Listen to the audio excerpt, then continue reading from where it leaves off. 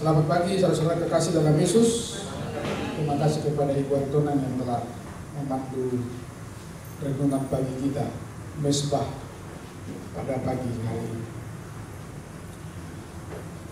Kita tiba sekarang di kitab 2 Raja-Raja. Dan pada hari ini adalah berfokus pada pasal yang keempat. Kitab 2 Raja-Raja ini menurut tradisi perjanjian lama oleh orang Israel, orang Yahudi, ditulis oleh Nabi Yeremia menurut tradisi. Dan diperkirakan ditulis sekitar tahun 560 sampai 540, jadi sekitar 20 tahun. Dari mana tahu? Kalau kita melihat nanti dari pasal pertama, kehidupan dari satu raja-raja ini, 2 raja-raja ini adalah dimulai dari kematian Raja Ahazia dan nanti sampai pasal yang terakhir dari 2 raja-raja ini adalah berkisar di sekitar 20 tahun. Atas dasar itu makanya tradisi orang Yahudi atau Israel mencatat ini ditulis oleh Nabi Yeremia yang kira-kira dia melayani Nabi sekitar tahun 560 sampai 540. Baik saudara-saudaraku, kita masuk kepada kitab 2 Raja-Raja yang khusus pasal yang keempat. Kalau kita melihat dalam Alkitab terjemahan baru bahasa Indonesia, ini ada 4 perikop ini. Minyak seorang janda, ayat 1 sampai ayat yang ke-7. Kemudian perempuan Sunem dan anaknya, pasal ayat 8 sampai ayat 37.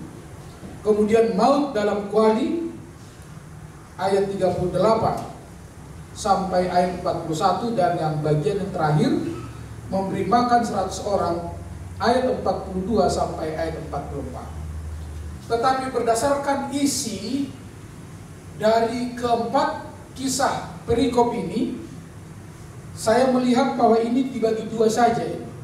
Satu adalah kisah dan pemeliharaan Tuhan kepada wanita, dan yang kedua adalah kisah dan pemeliharaan Tuhan melalui pria. Itu 2 bagian. Baik, yang pertama kepada wanita melalui kisah dan pemeliharaan Tuhan kepada wanita. Yang pertama ini adalah tentang seorang wanita yang disebutkan tidak bersuami lagi, dan suaminya adalah seorang hamba Tuhan. Ayat yang pertama menuliskan, salah seorang dari istri-istri para nabi, ini seperti ini, punya masalah besar. Apa itu? Ada 3 masalah besar di sini. Hambamu suamiku sudah mati, dan engkau tahu bahwa hambamu itu takut akan Tuhan. Itu yang pertama. Dia single parent sekarang, dan bukan seorang diri, ada anak-anaknya. Dan sebagai seorang shepherds, single parent itu tantangannya lebih besar daripada yang bukan shepherds. Maaf, bagi masyarakat timur kalau disebut janda itu sebuah kosakata yang agak liar. Benar? Ya. Dianggap kemana dia pergi, ya? Mau kemana dia? Bertegur sapa dengan seorang yang berbeda dengan dia, maaf pria, apa yang dibicarakannya? Senyumnya senyum yang ramah dan tulus, kok senyum dia ke semua orang? Ambil hati ya.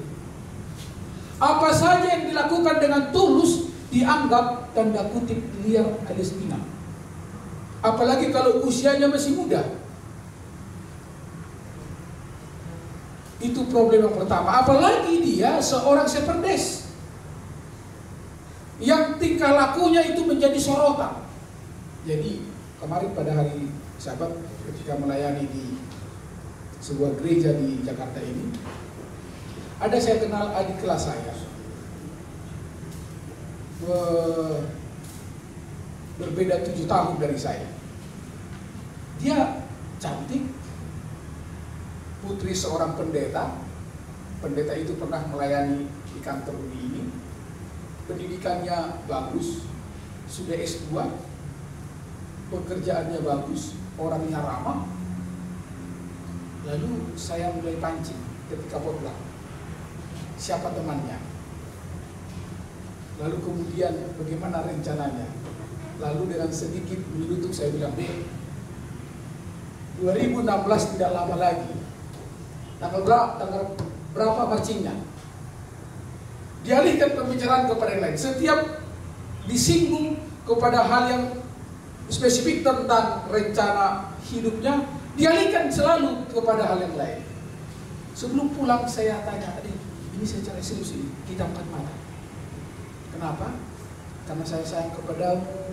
Kamu seharusnya sudah ada teman, seharusnya sudah punya anak.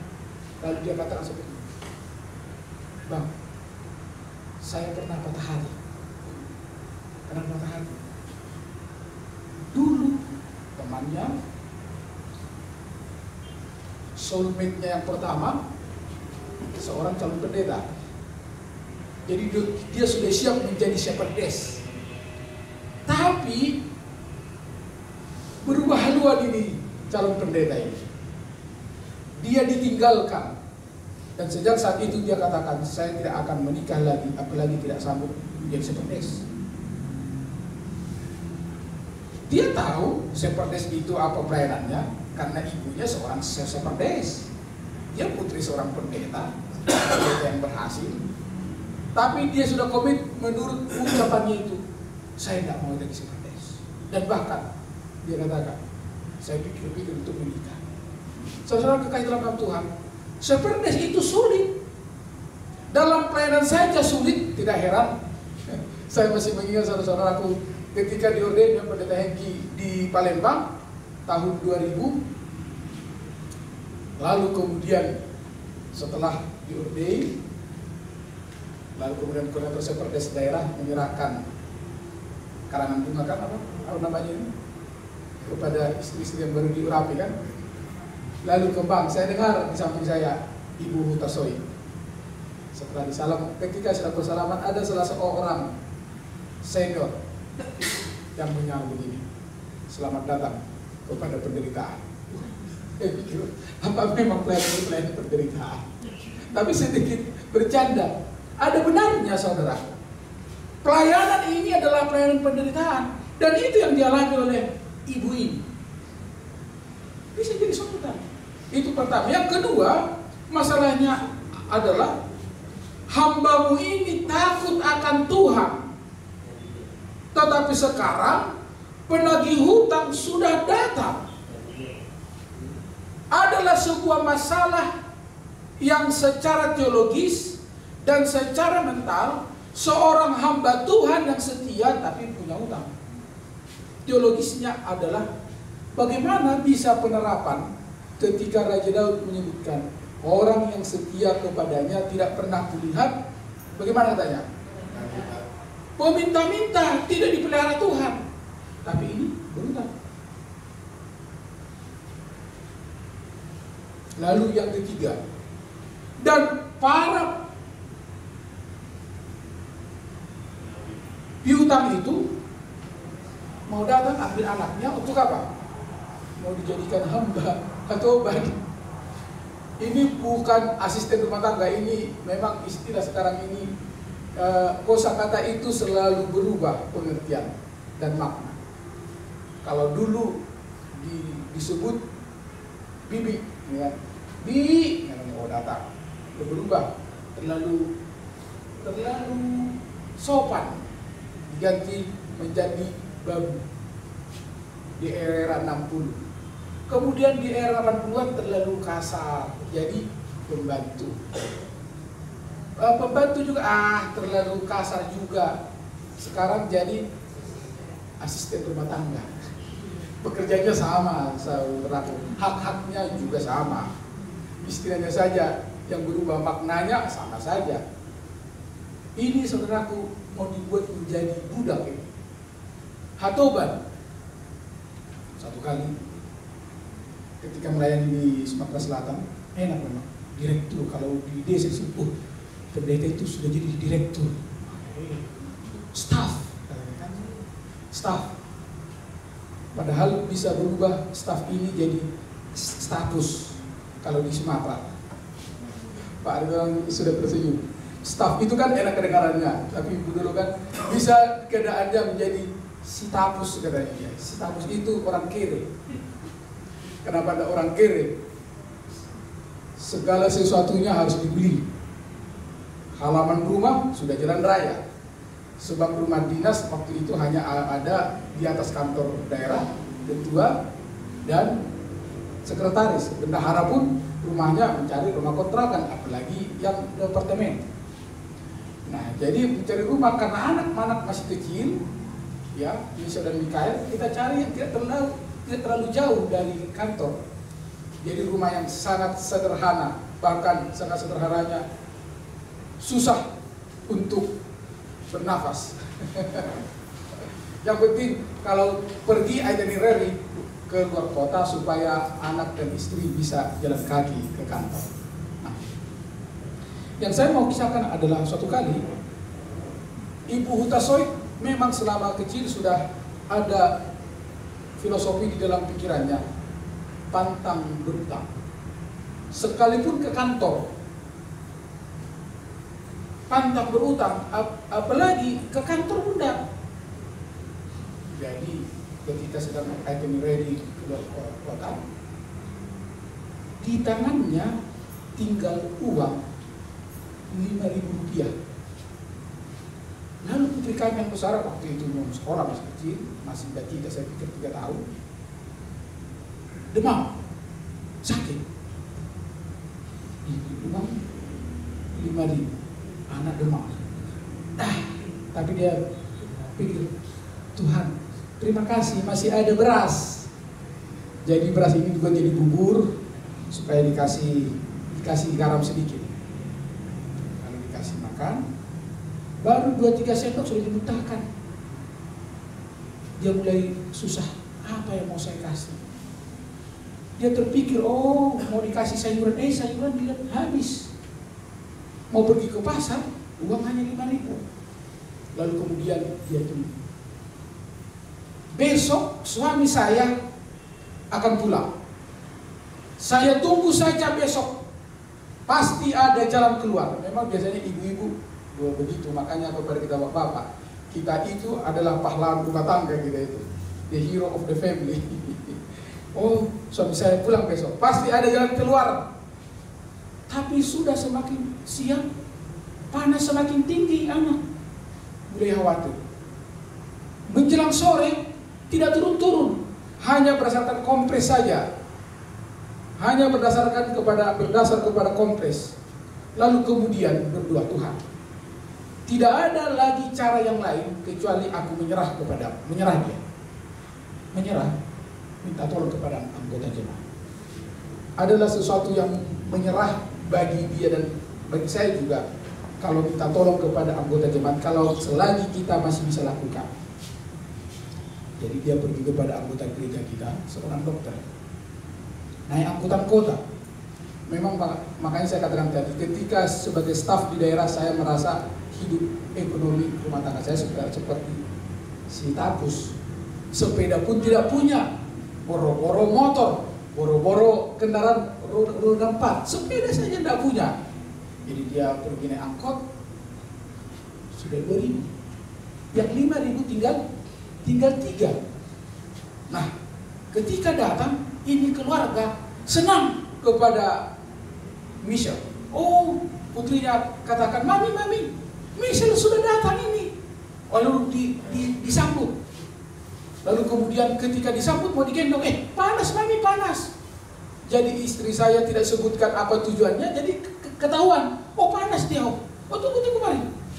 Dibawa ke tempat prakteknya di samping rumah, diperiksa.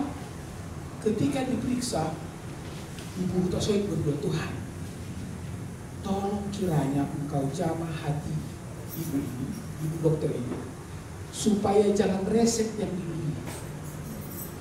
Sebab kalau resep yang diberi, uang di tangan hanya 3.000. Tidak sembuh kalau resep yang diberi.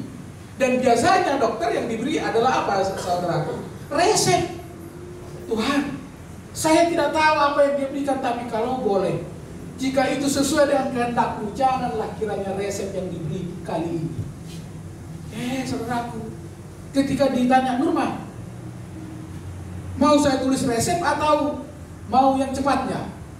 Lalu dia dijawab hanya dengan tertawa kecilnya, tantelah mana yang baiknya. Oh iya. Obat yang dikasih, saudaraku, obat, bukan resep. Tidak diminta obat saja, enggak. Mana yang terbaik menurut tante?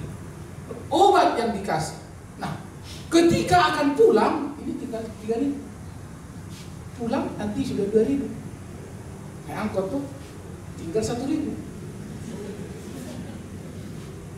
Turun hujan, saudara. Hujan tiba-tiba turun. Lalu putrinya itu berkata, sekarang kalau nggak salah sudah jadi dokter, Mami, gimana Michelle mau pulang? Hujan turun, naik angkot lagi. Lalu dia panggil papanya di lantai atas, Papa, ayo kita antar Michelle ke rumahnya. Hujan kan, kasihan. Ini ceritanya Ibu Hutasoy kepada saya setelah besoknya saya tiba. Diantar, saudara. Diantar naik mobilnya sampai ke mulut gang, sebab mau pulang rumah harus masuk gang yang sekitar 1 meter lebarnya, jadi tidak bisa mobil, sampai ke mulut gang. Dan ketika mau turun, dibilang lagi, tunggu dulu, ini anak demam, bagaimana mau kena hujan ke rumah tuh? Ambil payungnya. Jadi ada payung di mobil, sebagaimana biasanya kita ada payung di mobil persediaan, diambil payung, pakai payung saja. Lalu dikatakan, tunggu dulu, ini ada roti 1 kotak, bawa supaya Michelle bisa makan roti, sebab Mikael waktu itu masih dalam kandungan, belum lahir. Jadi payung, lalu dikatakan dipakai Michelle dan untuk Michelle saja. Ya berapa harga payung? Kita tahu harga. Tapi ketika itu dibutuhkan pada waktu yang sangat diperlukan, dan ada roti saat diperlukan, lalu Ibu Hutasoy setelah sampai di rumah, dia menangis dan berdoa kepada Tuhan. Tuhan, dengan uang 5.000 masih sisa 3.000. Roti ada, obat sudah ada, dan besok hamba-Mu datang. Dia tidak akan saya minta mengutang ke kantor. Saudara-saudara kekasih dalam Tuhan, ketika saya tiba besok cerita, saya bilang, lain kali jangan begitu, pinjamlah ke kantor, daripada ini masalah nyawa, ini pertaruhannya. Oh enggak, kalau masih ada persediaan walaupun sedikit, lebih baik kita menyerah kepada Tuhan, bukankah kita hamba? Saya pikir memang terkadang, dan pada umumnya ibu-ibu itu lebih tinggi imannya daripada pria. Dan itu yang kita lihat dalam 2 raja-raja ini. Apa menjadi solusinya? Solusinya adalah dia menyampaikan masalah hidupnya kepada orang yang tepat. Kepada siapa? Memang disebutkan salah seorang dari istri-istri para nabi itu mengadukan hal masalahnya kepada Elisa. Sebenarnya bukan kepada Elisa, tapi kepada siapa yang mengutus Elisa, kepada Tuhan. Masalah kita adalah kita kurang mengadukan kepada tempat yang tepat. Kalau kita membaca pada ayat yang ke-11, langsung disambung. Hal yang sama juga terjadi, bahwa ayat yang ke-11 dalam kisah yang berbeda. Pada suatu hari datanglah ia ke sana, lalu masuklah ia ke kamar atas itu dan tidur di situ. Ini adalah bagaimana iman itu didasarkan kepada Nabi Elisa yang adalah Tuhan sebagai pemilik pekerjaan ini. Ini adalah bentuk sunnah pada ayat yang ke-11. Hal yang sama dilakukan oleh wanita. Wanita seringkali memiliki iman yang lebih besar daripada pria, walaupun pria secara psikologi lebih banyak menggunakan logikanya dan wanita lebih banyak menggunakan feeling dan perasaannya, kan? Tapi seringkali didapati bahwa iman itu lebih tebal dan lebih besar bagi apa? Seorang wanita. Kita tahu ceritanya. Setelah dia mengadukan kepada Tuhan, kepada orang yang tepat, maka Tuhan memberikan jawaban. Apa itu? Elisa katakan, ya sudah, apa yang ada padamu? Hanya sebeli-beli kecil minyak. Ya sudah, pinjam aja lagi tempayan. Kita tahu kisahnya, saudara. Diisi terus, diisi. Ketika dia mengisi, saya menduga seperti ini. Ketika mengisi tempayan pertama, bisa saja di dalam hatinya dia berpikir seperti ini setelah penuh. Mungkin anak saya ini ketika pinjam tempayan, kadang-kadang disuka cepat, pinjam banyak. Dia tidak cek apakah masih berisi atau tidak. Mungkin tempayan pertama sudah berisi ini minyak hampir penuh. Jadi ketika isi dari buli-buli cepat penuh, memang ini sudah ada isinya tadi. Tapi ketika masuk ke tempayan yang kedua, ketiga, dan seterusnya, itu berubah, saudaraku. Yang tadinya bisa mengawasi sepele tetapi jadi bersandar. Tapi bukan itu. Kalau saya lihat, itu kemungkinan menurut pandangan saya. Tapi yang terjadi adalah bahwa wanita ini, shepherdess ini, dia bertindak dengan iman. Bagaimana buktinya? Karena begitu Elisa katakan, cari saja tempayan, lalu isi, dia tidak ada berpikir, Tuhan, melalui Elisa untuk apa itu tempayan? Tidak ada juga dalam pemikirannya buli-buli kecil, ada minyak dan dituangkan ke tempayan untuk apa? Yang ketiga, kalau sudah diisi menjadi apa lagi? Yang keempat, kalau sudah penuh, apa mungkin jadi penuh ini? Dan memang iman itu adalah akan dapat dinikmati kalau jawabannya ya, jawabannya yes, jawabannya terbukti. Memang betul dari 1 ayat 1 yang sering digunakan sebagai definisi iman.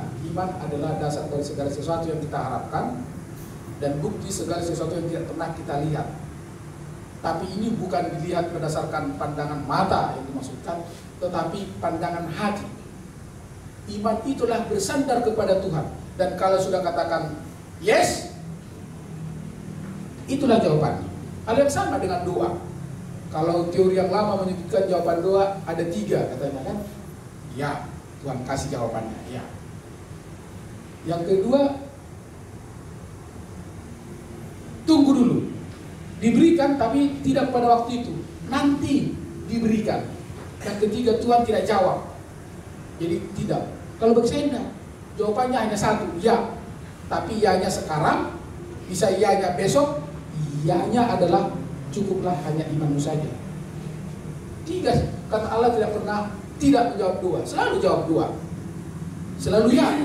Bisa sekarang, bisa besok, dan cukup hanya imanmu saja. Saudara-saudara kekasih dalam nama Tuhan.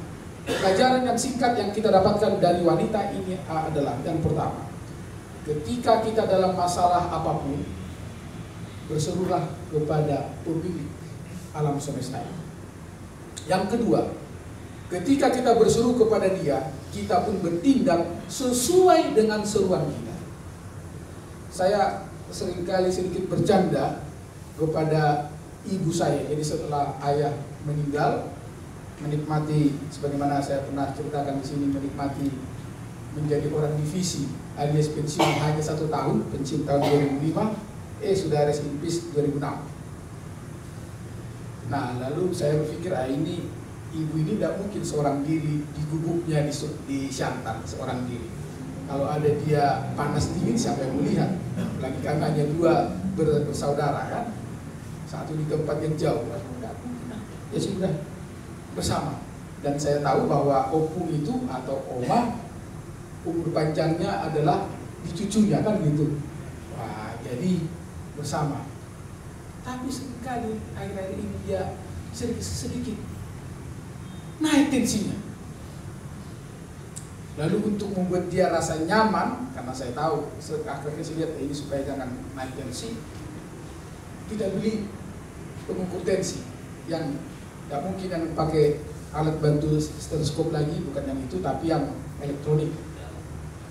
Jadi kita katakan, kalau mami merasa, coba pakai tensi. Nanti kalau sudah begitu, tidur, lalu kemudian angkat kaki tanpa bantal, tarik nafas panjang, kasih keluar, coba lakukan itu sampai 10 kali. Pasti tensi lagi akan turun. Itu saja obatnya. Sebenarnya itu bahasa halus saya, bahasa teknis. Maksudnya tenangkan pikiranmu. Siapa yang tidak tenang pikirannya? Kalau begini 10 kali kan jadi rileks, tenang. Tapi kalau saya katakan mami rileks saja, itu tidak dilakukan. Tapi dengan bahasa teknis seperti itu akan rileks. Jadi kemarin di saudara-saudara, setelah melayani di salah satu jemaat, tadinya saya berpikir hanya Ibu Kutasoid yang datang. Tiba-tiba diajak anak berdua. Ibu Kutasoid katakan supaya mereka tahu bagaimana nikmatnya melayani di Jakarta. Maksudnya macetnya kalau mau ke gereja. Jadi supaya berkemas cepat. Karena sebagaimana saya katakan di Bandung sudah terbiasa comfort zone kan, dekat ke gereja hanya jalan kaki. 5 menit mau mulai baru pergi. Nah ini kan harus cepat berangkat 7.30. Jadi diajak anak. Begitu sudah selesai potluck dalam perjalanan, tiba-tiba telepon. Dalam bahasa Tapanuli disebut seperti ini. Saya lihat, ini yang melahirkan saya ini. Aileen BPH-mu masih lama nggak? Kenapa mami? Deg-deg jantung saya. Ini sudah nggak ada rasa khawatir di pikirannya, saya rasa. Ini saya sudah tahu ini. Karena cucunya bersama dengan kami. Dia seorang di rumah sekarang. Pasti dia pikir di mana cucuku itu, apakah bisa nyaman bersama dengan mereka. Lalu saya katakan, oh ya, kami ini dalam perjalanan pulang. Jadi saya tancap, saudaraku, hujan lebat. Kalau saudara berangkat sore, hujan lebat. Dan saya heran, ini bukan long weekend dan sudah hari Sabat, macet dan padat kendaraan di jalan tol arah ke Cikampek. Saya rasa kalau bisa punya sayap, jangan sampai terjadi. Rest in peace, kami belum tiba. Aduh, bagaimana ini? Lalu kemudian saya terpikir, kasih Mikael yang ngomong sama punya. Karena satu tempat tidur dengan punya mau dengan cucu saya yang laki-laki. Memang ini laki-laki ini pintar ngambil hati punya, lebih pintar dari kakaknya. Jadi nanti kalau pulang dari sekolah mau begini, tas ransel masih di punggung sudah langsung dekat. Di mana Pung? Ada itu saja yang diucapkan. Belum buka sepatu, itu saja langsung cari pertama. Kalau lagi di kamar langsung pergi buka. Di mana Opu? Dan biasanya Opu kan kalau ada perhatian cucunya senang. Langsung aduh, harus itu teman saya tidur. Walaupun sudah nyong-nyong, sudah doli-doli. Ya kan? Nah, jadi saya bilang, kasih Mikael yang ngomong. Dan kita ajarin. Tenang aja, abang aman sama kakak, bentar lagi nyampe sama Opung. Opung mau dibeliin apa di jalan. Begitu dengar, iya jangan lama kalian. Lalu ditutup telepon, 10 menit kemudian telepon lagi. Wah, ada apa ini? Tadi sudah dikatakan masih lama kalian, jantung saya sudah berdebar. Aduh, sudah terdengar suara. Ya sudah, kalian jangan buru-buru ya. Sudah agak tenang sekarang saya. Sudah lebih umiran katanya. Apa bahasa Indonesianya ya? Sudah lebih baik. Jadi tenang saja, jangan buru-buru. Saya terima ini masalah pikiran. Saudara-saudara kekasih dalam nama Tuhan, seringkali juga kita dikejar oleh bayangan kita. Rasa khawatir itu lebih besar daripada iman. Tapi wanita ini imannya lebih besar daripada rasa khawatirnya. Hal yang kedua juga kepada wanita Sunem ini, ya, karena waktu terus berjalan saya singkatkan saja. Hal yang kedua, dia tinggal di Sunem. Sunem ini adalah antara Gunung Karmel yang ada di sebelah barat, nanti lerengnya itu langsung ke danau, ke laut, dan juga antara ke Samaria di sebelah timur. Jadi dia, saudara, kalau itu Sunem antara Karmel ke Samaria. Dan biasanya karena disebutkan di ayat yang ke-8, pada suatu hari Elisa pergi ke Sunem. Di sana tinggallah seorang perempuan kaya yang mengundang dia makan. Dan seberapa kali ia dalam perjalanan, singgahlah ia ke sana untuk makan. Kata perjalanan di situ adalah tempat pelayanan dari Nabi Elisa dari Gunung Karmel ke Samaria, dan dia sering lewat. Ini perjalanan yang cukup jauh ini. Diperkirakan kalau jalan kaki sekarang ini bisa 10 sampai 12 jam. Jadi pantas ini di tengah jarak ini, di Sunem ini dia berhenti tengah hari. Dan ini keluarga tidak lebih dominan istrinya karena disebut perempuan Sunem. Perhatikan bahwa abdi Allah ini memerlukan pertolongan, dan dia buat yang terbaik. Saudara-saudara, dari mana kita tahu bahwa dibuat yang terbaik? Pada ayat yang ke-10, baiklah kita membuat sebuah kamar atas yang kecil. Dia katakan kepada suaminya, kamar atas, tapi kenapa kecil? Jawabannya kalimat yang selanjutnya, yang berdinding batu. Kalau sekarang, kalau disebut berdinding batu berarti permanen. Mungkin dulu pasti belum ada semen. Tapi kalau sampai berlantai 2 itu berdinding batu, itu memerlukan biaya yang besar. Karena bukan hanya menggunakan kapur, karena dulu adalah kapur dan lumpur. Tapi kalau itu hanya satu saja, tidak ada lantai di atas, itu bisa cukup kuat. Tapi kalau semakin atas, dengan gravitasi bumi yang semakin kencang dan juga angin yang semakin kencang, berarti diperlukan ada campuran lain supaya itu bisa lebih rekat batu-batu yang disusun. Berarti perlukan biaya yang lebih besar daripada rumah yang dia tempati. Ini kebalikan dari orang Batak ini, orang Tapanuli. Orang Batak lebih bagus kuburan daripada rumah tinggalnya, kan? Bagi saudara ya, kami orang Batak di Pasogit itu kuburan-kuburan itu ya, wah bagus-bagus. Dan itu sebenarnya tidak aneh, lebih bagus kuburan dari rumah. Yang lebih anehnya adalah lebih bagus kuburan daripada gereja. Itu baru aneh. Nah, itu kan. Ini terbalik. Gerejanya lebih bagus daripada rumahnya. Dari mana tahu? Untuk tempat tinggal abdi Allah itu di atas berdinding batu, dan bukan hanya itu, dan baiklah kita menaruh di sana baginya sebuah tempat tidur, sebuah meja, sebuah kursi, dan sebuah kandil. Maka apabila ia datang kepada kita, ia boleh tinggal di sana. Lengkap. Hotel berbintang 5 ini.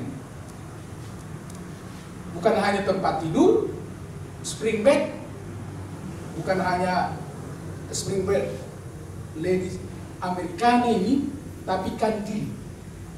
Kandil ini saya pikir bukan hanya dengan seperti sakartek, mungkin dengan virtual yang sekarang hanya dengan mata langsung nyala. Kalau itu teknologi sudah ada waktu itu, mungkin itu yang dibuat. Walaupun disebut kandil ini, tapi konsepnya adalah dibuat yang terbaik.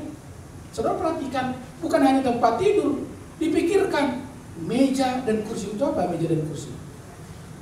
Untuk belajar, ya kan?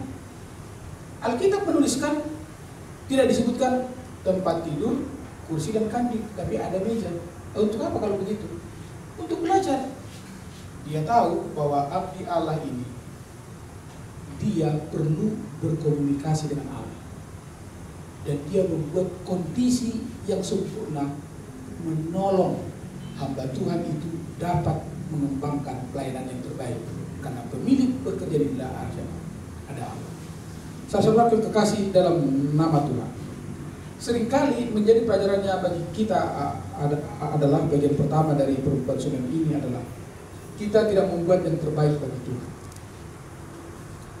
Ada, saya lupa itu presiden siapa, salah satu orang presiden Amerika Serikat yang berkata, jangan pernah menghitung-hitung apa yang diberikan negara kepadamu, katanya kan. Siapa itu ya? John F. Kennedy. Tapi ada juga presiden sebelumnya pernah menyebutkan itu. Jadi John F. Kennedy hanya mengulangi lagi.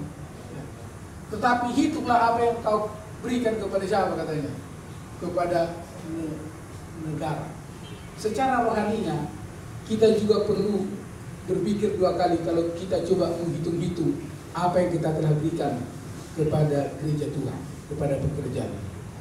Salah seorang ketua daerah di mana kami pernah melayani dengan Pendeta Hengki pernah bercerita seperti ini. Ketua daerah ini satu kali dia gembala di salah satu jemaat di Surabaya, entah jemaat mana itu.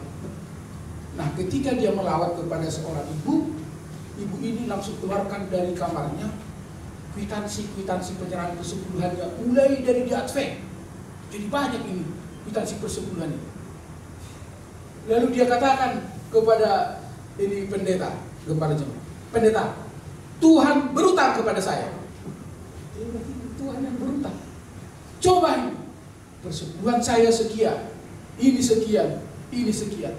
Sekarang hidup saya seperti ini, melarat, tidak seimbang yang saya berikan dengan yang Tuhan berikan kepada saya. Jadi Tuhan berutang kepada saya. Jadi tidak heran, jadi ketika istilah sekarang KPA ya, jadi dibuat acara Rabu malam di rumahnya. Biasanya kalau ada Rabu malam, ya ada yang membuat hidangan berat bagi yang mampu. Tapi sedikitnya ada membuat apa? Hidangan ringan. Sedikitnya lagi air minum putih, kan gitu. Tapi begitu selesai beribadah, jadi ini anggota kelompok ini pikir ya ini mungkin akan bawa hasil air putih itu tidak mahal kan, tapi yang keluar tusuk gigi. Tusuk gigi dibuat di meja langsung. Ya artinya apa itu? Saudara sudah tahu. Jangan pernah menghitung setiap pemberian kepada Tuhan.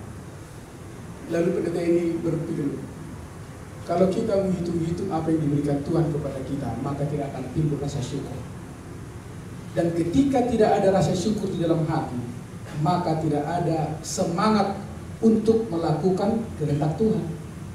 Dan ketika tidak ada semangat untuk melakukan kehendak Tuhan, maka itu trennya adalah menghakimi. Dan kalau kita trennya menghakimi, pekerjaan apapun yang kita lakukan tidak akan dilakukan dengan tulus, dan akhirnya kita tahu bermuara kepada hasil yang tidak optimal. Jangan pernah menghitung apa yang engkau berikan kepada Tuhan, kepada pekerjaan Tuhan, tetapi hitunglah besarnya pengorbanan kasih Tuhan. Ini menyebutkan dalam Sukses Memimpin saya baca tadi pagi. Janganlah menghitung setiap pemberian kita bagi pekerjaan Tuhan, tetapi hitunglah besarnya pengorbanan kasih-Nya dalam kehidupan kita. Saudara-saudara yang kekasih dalam nama Tuhan, itu yang dilakukan oleh perempuan Sunem ini dan suami. Dan Tuhan berikan yang terbaik. Buktinya mana? Satu, sudah berusia tua, sudah manula, lahir anak. Sama seperti Abraham dan Sarah, ya kan? Yang kitab Ibrani pasal 11 menyebutkan yang tadinya Abraham bapak orang banyak berubah menjadi Abraham, bapak orang percaya, bapak orang Am, kan? Abraham jadi Abraham, bapak orang percaya. Sarai berubah jadi Sarah. Sedikit dia tertawa ketika disebut akan lahir nanti anakmu, tertawa dia. Tapi tawanya itu menjadi tawa iman. Saudara-saudaraku yang kekasih dalam nama Tuhan, yang pertama kepada keluarga ini, ketika mereka memberikan yang terbaik bagi Tuhan, Tuhan memberikan yang terbaik. Anak baik. Tapi juga saudaraku ada Tesofi, anaknya tiba-tiba demam. Saya tidak tahu kalau kita baca dari karakteristik simptom kepada anak ini mungkin kena apa ini? Kena stroke, pecah pembuluh darah di otak. Karena disebutkan tiba-tiba dia menjerit, pusing, dibawa panas, dibawa ke pangkuan ibunya, tidak lama kemudian selesai. Kenapa saya katakan begitu? Karena tentang stroke saya agak mengerti, sebab ayah saya meninggal karena itu. Hari Sabat pagi, 7:30 masih makan, sudah pakai dasi, siap ke gereja, saya pusing. Tidak lama kemudian sudah selesai. Pukul dari 7.30 makan, dirasa pusing. Pukul 11 dokter katakan fungsi otak sudah mati. Hasil scan menunjukkan yang memang sudah banyak darah. Jadi ketika berbicara tentang stroke, saya terus pikir, oh ini sama ini, stroke. Yang kedua, Tuhan kasih yang terbaik dari anak yang terbaik. Yang kedua apa itu? Kesembuhan. Kita singkatkan karena waktu kita terbatas. Kesembuhan, dan Tuhan membuat kesembuhan itu adalah bagi orang yang menyerah kepadanya. Apa yang dilakukan oleh perempuan Sunem ini? Dia tidak berputus asa. Dia pergi, walaupun suaminya katakan, untuk apa jangan pergi, belum waktunya. Ini bukan hari Sabat, belum waktu begini. Jangan dulu pergi. Oh enggak. Karena kita terima dari Tuhan, kita serahkan masalah kita kepada Tuhan. Dia pergi. Dan imannya menjadi jawaban bagi masalah. Lalu Tuhan memberikan jawaban, kesembuhan kepada anak. Itu bagian pertama. Bagian yang kedua adalah Tuhan memberikan jawaban yang terbaik melalui pria. Kalau tadi dua wanita, sekarang pria. Kita baca ayat yang ke-38. Elisa kembali ke Gilgal pada waktu ada kelaparan di negeri itu. Dan ketika pada suatu kali rombongan Nabi duduk di depannya, berkatalah ia kepada pembantunya, taruhlah kuali yang paling besar di atas api, dan masaklah sesuatu makanan bagi rombongan Nabi itu. Lalu salah seorang Nabi, rombongan Nabi itu inisiatif, langsung pergi. Ada lihat ini tumbuh-tumbuhan liar yang berbuah. Diambil, lalu diiris-iris, dimasukkan ke dalam kuali dan dimasak. Tapi ketika mau dicicip, beracun, ada maut. Mertua saya sampai sekarang nggak mau makan jamu karena pernah anak yang keempat masih dalam kandungan ya, ada jamu didapati di ladang. Wah, ini jamu yang bagus, ini yang enak, dilihat dari ciri dan bentuknya. Lalu diiris-iris, saudaraku, dimasak. Ketika dimasak, keracunan, cepat dibawa ke rumah sakit. Untung saja bisa tertolong, dan maafkan ketika tiba waktunya dilahirkan kakak, ya jadi kakak dari istri, karena istri adalah adiknya lagi, tidak pintar, dan sekolahnya pun dia tidak mau sampai college. Ya udah, saya mau memiliki keterampilan saja. Jadi hanya tingkat kursus saja, kursus menjahit, kursus salon. Jadi dari sejak saat itu mertua tidak mau makan jamu. Ini sampai sekarang trauma. Jadi ketika kalau di rumah kami lalu ibu tasoin buat jamu ya, kalau di Bandung kan saudara tahu banyak jamu kan. Wah, saya tidak makan. Dan sering bilang, jangan makan jamur kalian. Jadi bilang, jangan makan jamur. Lebih baik makan daging daripada makan jamur. Jadi unik lagi. Trauma. Ini saudara aku bisa trauma. Beracun. Tuhan memberikan mujizat. Kenapa? Karena Nabi, salah seorang Nabi itu yang pergi mencari. Dia tidak tahu ini beracun atau tidak. Dia lakukan dengan iman.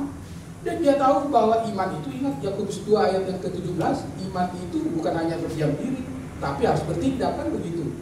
Tidak cukup hanya Tuhan kami lapar. Ingat pada ayat yang ke-38, saat itu terjadi masa apa? Masa kelaparan, gagal panen, tidak ada makanan. Tapi dia cari gitu, lihat, kok ada. Dalam pikirannya adalah Tuhan yang menyediakan. Saya tidak tahu apakah memang Tuhan yang menyediakan atau tidak. Yang pasti adalah ketika itu sudah dimasak dan akan dimakan, ada yang mencicip, beracun. Ada maut di dalam kuali. Saudara-saudara kekasih dalam Tuhan, Tuhan memberikan jawaban iman, tentu harus dengan tindakan juga. Dia suruh Elisa kasih masuk tepung, dan itu menjadi hambar apa?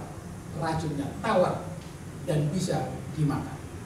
Ada beberapa yang menarik, yang setidaknya yang saya catat di sini ada 3 pelajaran yang kita dapatkan dalam kisah ini. Yang pertama adalah kita perlu berhati-hati dengan tampilan luar. Tampilan luar. Menarik ini tumbuhan liar ini kan. Kalau tidak menarik tidak akan diambil itu. Oh, ini yang bisa dimakan ini. Lalu dimasak. Ternyata udah. Hati-hati dengan apa? Tampilan luar. Satu kali mungkin ya tahun lalu kita pergi promosi ke satu daerah di Uni Timur. Saya hanya kenal ketua daerah, ketua daerah dan bendahara. Sekretarisnya belum pernah ketemu dan tidak kenal. Ya setelah kita tiba, lalu paginya kita ke kantor daerah, kita mau seperti ini renungan pagi bersama. Sebelum renungan pagi ngobrol-ngobrol. Lalu saya ngobrol dengan ketua, ngobrol dengan bendahara. Lalu saya lihat di antara mereka ada seorang yang lebih tegap, lebih tinggi, handsome, bajunya rapi, jasnya dasinya licin. Saya tanya, bagaimana Pak Sekretaris pelayanan para pendeta? Ada berapa pendeta di konferensi? Ada berapa PR? Kita tanya tentang penerbitan. Bagaimana market buku-buku IPH di tempat ini? Dia memberikan jawaban yang bagi saya waktu itu agak memuaskan. Tapi kemudian dia katakan, mungkin ditanya, ya katakan, oh, dan pikir saya ini rupanya direktur penerbitannya.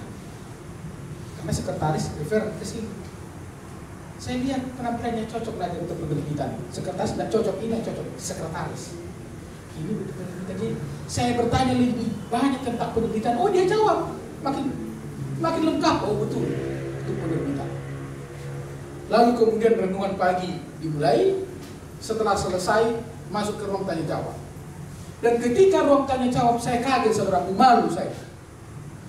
Yang saya anggap sekretaris itu direktur pelayanan.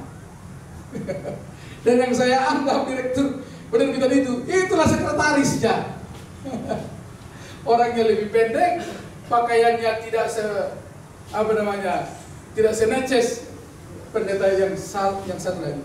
Begitu saya tahu itu sekretaris, saya tidak minta maaf, tetapi saya lebih dekat, lebih intens bertanya, dan pertanyaannya sudah pertanyaan yang lebih yang lebih kompleks. Saudaraku, hati-hati dengan tampilan luar.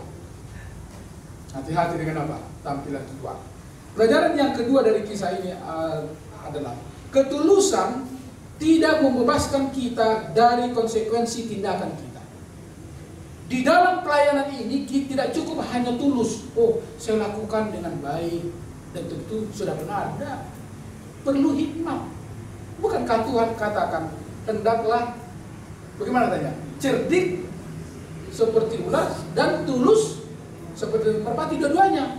Tuhan tidak katakan tuluslah seperti merpati dalam pelayanan, cukup. Tidak. Harus ada hikmatnya.